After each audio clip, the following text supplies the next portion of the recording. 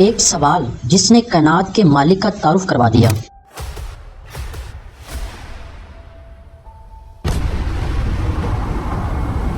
مان کو دیکھو کتنا خوبصورت ہے، تمہارا کیا خیال ہے یہ کس نے بنایا ہے یا خود بخود بن گیا ہے؟ یہ بات ہے اس وقت کی جب مکہ کی فضاؤں میں شرک کا اندھیرا چھایا ہوا تھا۔ تو میں اپنی بت کی بہت عبادات کروں گا۔ ہاں یہی بت تو ہماری مدح کرتے ہیں۔ اللہ کا گھر خانہ کعبہ جو توحید کی علامت کے طور پہ تعمیر ہوا تھا خود 360 بتوں کی قید میں تھا۔ آج تو میں اپنے بت کی بہت عبادت کروں گا۔ ہاں یہی بت تو ہمیں سب کچھ دیتے ہیں، رزق، اولاد اور بیٹے۔ ہر قبیلے کا اپنا خدا تھا، ہر خاندان کا اپنا معبود۔ ہر شخص اپنے بت کی پوجا کرتا ہے، کم از کم وہ ہمیں سب کچھ دیتے ہیں۔ کوئی لکڑی کا بنا ہوا تھا تو کوئی پتھر کا۔ ان بتوں کی کہانیاں تھیں، ان کے خاندان تھے اور لوگ سمجھتے تھے کہ یہی ان کی قسمت کے مالک ہیں۔ ساری دولت اور اپنا خاندان کھو چکا ہوں۔ میرے خیال میں تمہارا بت تم سے ناراض ہے، جاؤ اور اسے خوش کرو۔ اسی ماحول میں ایک شخص کھڑا ہوا اور ایک اللہ کی دعوت دینا شروع کی۔ ایسے شخص کو جانتے ہیں جو مکہ میں صرف ایک اللہ کی تبلیغ کرتا ہے اور بتوں کی پوجا کو روکتا ہے؟ اور وہ شخص تھے محمد رسول اللہ صلی اللہ علیہ وآلہ وسلم۔ کیا تم جانتے ہو کہ محمد صلی اللہ علیہ وسلم نے صرف ایک اللہ کی عبادت کرنے کا حکم دیا ہے؟ اللہ کون ہے؟ ایک ایسے اللہ کا تعارف جو نظر نہیں آتا تھا۔ محمد نے ہم سے اللہ کی عبادت کرنے کو کہا، لیکن میں عبادت کیسے کروں؟ میں نے اللہ کو اپنی زندگی میں کبھی نہیں دیکھا۔ جسے کسی نے بنایا نہیں، جس کا کوئی خاندان نہیں، جو پوری کائنات کا خالق اور مالک ہے۔ سنو، محمد نے ہمیں آئیڈل کی پوجا روکنے کو کہا، اسے نہیں پتا تھا کہ ہم کبھی نہیں رکیں گے۔ یہ دعوت مکہ کے سرداروں کے لیے ناقابل برداشت تھی۔ ہمیں چاہیے کہ ہم محمد صلی اللہ علیہ وسلم کو اللہ کی تبلیغ کرنے سے روکیں، ورنہ ہمارے لوگ بتوں کی پوجا کرنا چھوڑ دیں گے۔ وہ حیران تھے کہ یہ کیسا خدا ہے جس کی کوئی شکل نہیں، جس کا کوئی نسب نامہ نہیں۔ ان کی محدود عقل اس تصور کو قبول نہیں کر پا رہی تھی۔ تمہیں پتا ہے کہ محمد کا خدا من گھڑت ہے؟ اگر میں نے اپنا بت سونے سے وہ اپنے آباء و اجداد کے دین کو چھوڑنے پر تیار نہ تھے۔ محمد ہمیشہ سچ کہتا ہے اور اب وہ اللہ کی تبلیغ کرتا ہے، لیکن میں اپنے آباء و اجداد کا مذہب کیسے چھوڑ دوں؟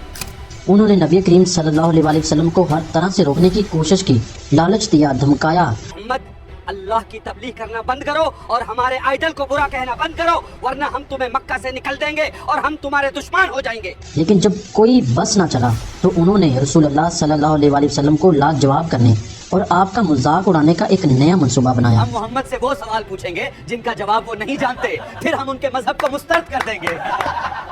ایک دن مکہ کے چند بڑے سردار جن میں امیہ بن خلف اور ولید بن مغیرہ جیسے لوگ بھی شامل تھے، اکٹھے ہو کر نبی کریم صلی اللہ علیہ وآلہ وسلم کے پاس آئے۔ چلو چلو ہم محمد کی طرف چلتے ہیں اور اسے لاجواب کرتے ہیں، پھر اس کے مذہب کا مذاق اڑاتے ہیں۔ ان کے چہرے پر طنز اور تکبر تھا۔ انہوں نے ایک سوال تیار کیا تھا جس کے بارے میں ان کا خیال تھا کہ اس کا جواب کسی کے پاس نہیں ہو سکتا، یہاں تک کہ رسول اللہ صلی اللہ علیہ وآلہ وسلم کے پاس بھی نہیں ہو سکتا۔ سب لوگ محمد کی طرف جا رہے ہیں اور آج ہم محمد صلی اللہ علیہ وسلم سے ایسے سوال پوچھ کر مذاق کریں گے جن کے جواب موجود نہیں ہیں۔ لیکن یہ ان کی خام خیالی تھی۔ ایک سردار نے بڑے تمسخرانہ انداز میں گفتگو کا آغاز کیا۔ اے محمد، تم نے ہم سے اللہ کی عبادت کرنے اور بتوں کی عبادت بند کرنے کو کہا، اب ہم تمہاری کوئی بات نہیں سنیں گے۔ ہم نے بہت سن لی آپ کی باتیں، آج بس آپ ہمیں اپنے رب کا تعارف کروائیں۔ پھر دوسرے سردار نے بات کو آگے بڑھایا۔ کیوں بھائی محمد، ذرا اپنے اللہ کا حزب نسب تو بتاؤ، اس کا باپ کون ہے اور بیٹا کون ہے؟ وہ کس کا وارث ہے اور اس کا وارث کون ہوگا؟ ایک تیسرے سردار نے مادیت پرستی کی انتہا کرتے ہوئے پوچھا، اور یہ بھی بتائیں کہ آپ کا رب کس چیز سے بنا ہے؟ کیا وہ سونے کا ہے، چاندی کا ہے یا یاقوت اور موتیوں سے بنا ہے؟ ہم نے اپنے بت سونے سے بنائے ہیں، آپ کے اللہ کس چیز سے بنے ہیں؟ کیا وہ سونے کے ہیں یا ہیرے کے؟ وہ دراصل کائنات کے خالق کو بھی اپنی بنائی ہوئی چیزوں کی طرح سمجھ رہے تھے۔ وہ اللہ تعالیٰ کے لیے بھی ویسا ہی خاندان اور مادی وجود تلاش کر رہے تھے جیسا کہ ان کے بتوں کا وہ تھا۔ اللہ جس کے بارے میں محمد بتاتے ہیں، کیا وہ سونے یا ہیرے کا بنا ہے؟ اس کے آباء و اجداد کون ہیں؟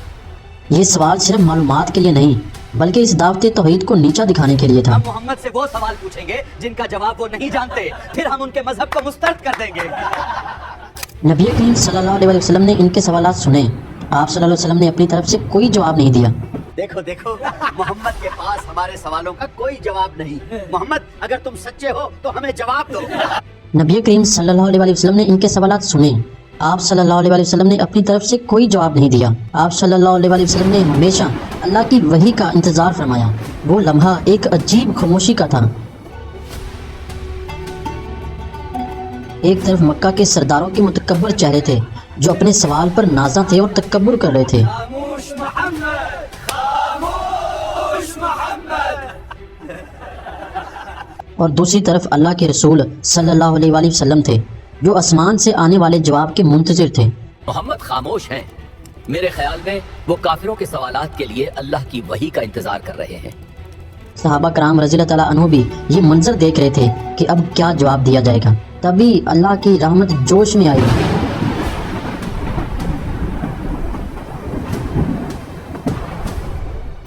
اللہ تعالیٰ نے اپنے پیارے حبیب صلی اللہ علیہ وآلہ وسلم پر حضرت جبرائیل علیہ السلام کو بھیجا اور اپنے تعارف میں وہ 4 آیات نازل فرمائیں جنہوں نے قیامت تک کے لیے توحید کا سب سے جامع اور مکمل بیان فراہم کر دیا۔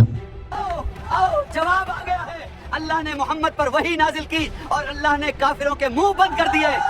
یہ کوئی لمبی تقریر نہیں تھی بلکہ ایک ایسا سمندر تھا جسے ایک کوزے میں بند کر دیا گیا ہو۔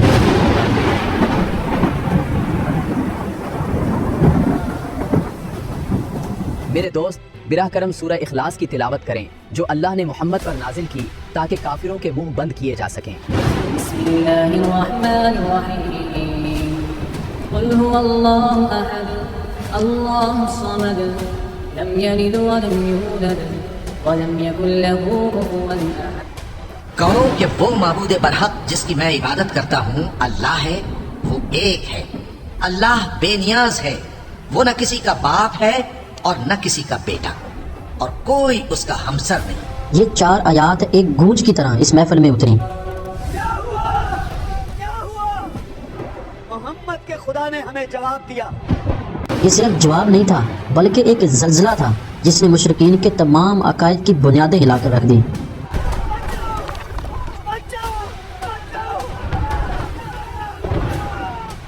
وہ جو ایک پیچیدہ نسب نامے اور مادی تفصیلات کی توقع کر رہے تھے انہوں نے ایک ایسی حقیقت کو دیکھا جو ان کے تصور سے بھی بالاتر تھی۔ محمد کے اللہ نے ہمارے تمام منصوبے مٹا دیے ہیں اور وضاحت کے ساتھ جواب دیا ہے۔ اب ہم خاموش رہیں گے۔ وہ سردار ایک دوسرے کا منہ تکتے رہ گئے۔ ان کے پاس مزید کوئی سوال نہیں بچا تھا۔ ان کی ساری منطق اور سارا تکبر ان 4 مختصر جملوں کے سامنے ریزہ ریزہ ہو گیا۔ آپ دیکھتے ہیں کس طرح اللہ نے کافروں کے منہ بند کر دیے، اور یہ حقیقت ہے، اللہ ہی وحید ہے۔ اس دن کے بعد یہ سورت سورہ اخلاص کہلائی، یعنی وہ سورت جو ایمان کو شرک کی ہر ملاوٹ سے خالص کر دیتی ہے۔ یہ اللہ کا شناختی کارڈ ہے جو ہر شخص کے لیے ایک واضح جواب ہے جو یہ پوچھنا چاہے کہ اللہ کون ہے۔ سورہ اخلاص قرآن مجید کا دل اور عقیدہ توحید کا خلاصہ ہے۔ یہ سورت اللہ تعالیٰ کا وہ تعارف ہے جو اس نے خود کروایا ہے۔ آئیے اس سورت کی 4 مختصر مگر جامع آیات کے سمندر میں غوطہ لگائیں اور اس کے موتی تلاش کریں۔ بسم اللہ الرحمن الرحیم قل هو اللہ احد اللہ الصمد لم یلد ولم یولد ولم یکن له کفوا احد۔ اس آیت میں ایک لفظ کفوا کا مطلب ہے برابر، ہم پلہ، جوڑا یا کوئی ایسی چیز جو کسی بھی لحاظ سے مقابلہ کر سکے۔ آسمان کی طرف دیکھو، اللہ کے سوا اور کون یہ خوبصورت آسمان بنا سکتا ہے؟ بے شک اللہ ہی قادر ہے۔ اس کا مطلب ہے کہ پوری کائنات میں نہ فرشتوں میں، نہ انسانوں میں، نہ جنات میں اور نہ ہی کسی اور مخلوق میں کوئی بھی ایسا نہیں جو اللہ کے برابر ہو سکے۔ اس پوری کائنات میں کوئی اللہ کے برابر نہیں ہے۔ یقیناً کوئی انسان، فرشتہ، نبی یا کوئی بھی اللہ کے برابر نہیں۔ برابری جو نہ اس کی ذات میں ہے، نہ اس کی صفات میں ہے اور نہ ہی اس کے باقی کاموں میں ہے۔ یہ آیت ہر اس تصور کو ختم کر دیتی ہے جو مخلوق کو خالق کے قریب لانے کی کوشش کرتا ہے کہ مخلوق بھی وہ کام کر سکتی ہے جو اللہ کر سکتا ہے۔ فرمایا اس ذات کی قسم جس کے ہاتھ میں میری جان ہے، سورہ اخلاص قرآن کے 1 کے برابر ہے۔ اللہ کی شان سب سے بلند اور بے مثال ہے، اس لیے جب بھی آپ کے دماغ میں، آپ کے خیالات میں اللہ کی ذات کے بارے میں کوئی بھی خلل آئے تو فوراً پکار اٹھیں۔ بسم اللہ الرحمن الرحیم قل هو اللہ احد اللہ الصمد لم یلد ولم یولد ولم یکن له کفوا احد۔